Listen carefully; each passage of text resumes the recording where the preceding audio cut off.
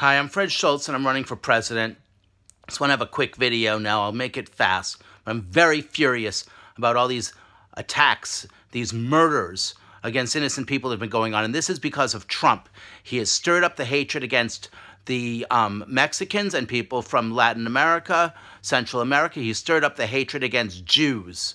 And he's caused a huge spike in hate crimes and murders against Jews. That Tree of Life synagogue in Pittsburgh, he's caused these murders in El Paso against mostly Hispanic people. I mean, he is stirring up these Nazis. And yes, he is a Nazi. Maybe he hasn't admitted it. That doesn't matter. He's a Nazi. Maybe, and you could say, oh, well, he supports Netanyahu, and Netanyahu supports him. Well, big deal. After the murders. First of all, he is not pro-Israel. Netanyahu is not pro-Israel. Keeping the West Bank, keeping the whole West Bank and all those people there without creating a second nation for them, for the Palestinians in the West Bank is not pro-Israel. That's anti-Israel because in the end, well, first of all, they're abusing these people. But second of all, of course, you can't, if you give these votes to them, then it's not a Jewish nation anymore. And if you don't give the vote to them, then you're stealing the vote. You can't do that. They have human rights to self-determination, to democracy. Anyway, my point is, and then after these last murders in El Paso, he said, there's good, yeah, the blame lies on both sides. No, there's not good people on both sides. There's not blame lying on both sides. No, no, and no. You have Nazis and you have anti-Nazis. Our nation fought, our brave soldiers, thousands of whom lost their lives in World War II, fought to kill the Nazis. They did that. He is getting Jews and Mexicans and Muslims killed worldwide.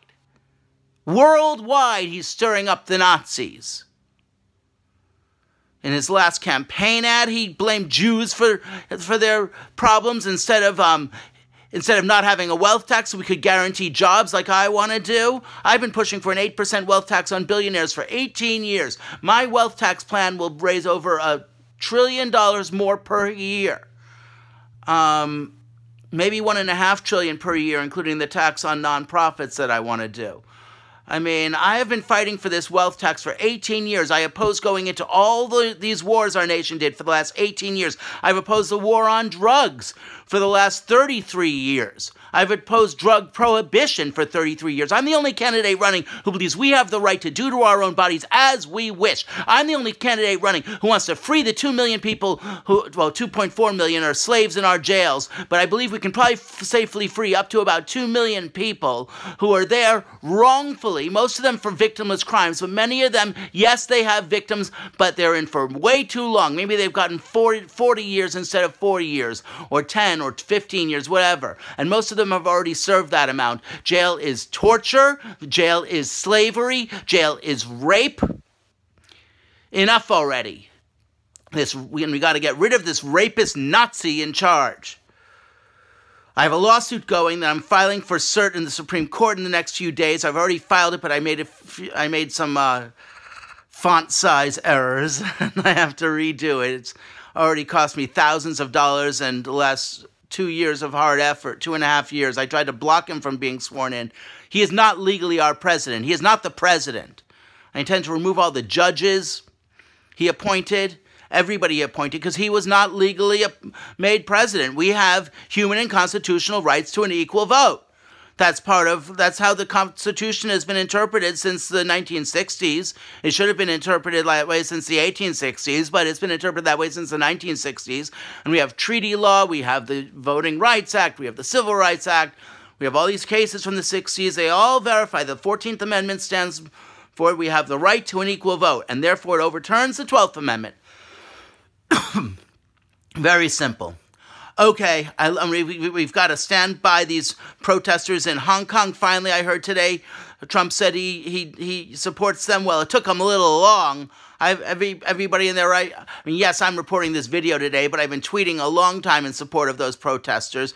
And speaking about peaceful protesters being wrongfully attacked and beaten. In the U.S. the other day, there was a bunch of peaceful protesters, Jews mostly, although many other people. And you had a lot of rabbis with the Never Again movement protesting in front of a detention center, trying to block people from going to work and from torturing innocent children and families who are being jailed and tortured by being jailed and enslaved, many of them, for being in jail, just for illegally entering the country, when we have turned these people into refugees through our drug prohibition laws. And I'm the only candidate running who has opposed these drug prohibition laws for 33 years. Nobody else running, even, and some of them say they want to legalize marijuana. I am the only one running who knows that these laws are unconstitutional. As Thomas Jefferson said, the legitimate powers of government extend to such acts as are injurious to others. Meaning, if you don't hurt someone, you don't commit a crime.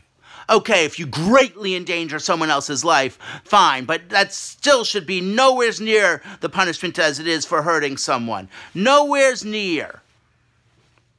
Anyway, yes, you had one of these jail workers try to run down a bunch of peaceful protesters. Well, first of all, you don't have a right to try to kill people in this country so that you can torture other people. You don't have that right.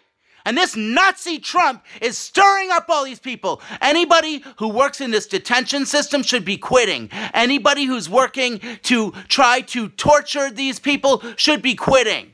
You have no right to torture people wrongfully. No right. We have human rights to freedom, and we have human rights to protest, and we have human rights to democracy. Enough. Day one, I'll legalize these drugs. Day one, I'll make America a democracy. Day one, I'll start freeing people in jails wrongfully, hopefully up to 2 million. We can put every lawyer in this country, half of them are underemployed or unemployed. Let's put them to work already.